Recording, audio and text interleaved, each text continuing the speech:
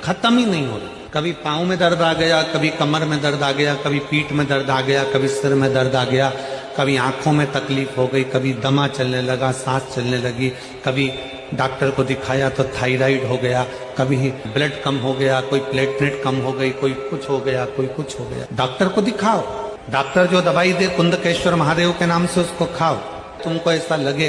कि ये शरीर का रोग तो समाप्त हो ही नहीं रहा, एक ना एक रोग चल ही रहा,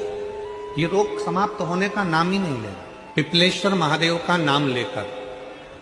और पिपलेश्वर महादेव का नाम लेकर किसी भी शिवालय में, शंकर के मंदिर में जाकर एक बेलपत्र रखकर उस जो प्रसाद तुम बनाकर ले गए हो, जो तुम भोग बनाकर ले गए हो, उसका स्पर्श कर कर पिपलेश्वर महादेव का नाम लेकर शंकर को उस भोग को रखकर, बेलपत्र रखकर शिव जी को 7 बार एक ही लोटे का जल, केवल एक लोटे का जल 7 बार उत्तर की ओर मुख कर कर दक्षिण में खड़े होकर शंकर के शिवालय पर 7 बार एक ही लोटे का जल 7 बार थोड़ा थोड़ा कर कर उसको गिरा देगा, शिव जी के ऊपर चढ़ा देगा 7 बार। बाद में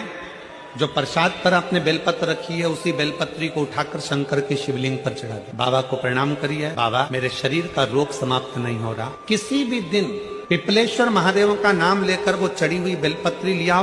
प्रसाद लियाओ, घर पर आने पर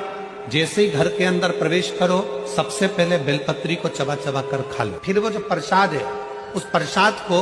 7 गांठ से थोड़ी थोड़ी देर में 7 बार में उसको खा लेना। बाबा देवाधिदेव महादेव का नाम लेकर, पिपलेश्वर महादेव देव का नाम लेकर प्रणाम कर कर जल का आचमन,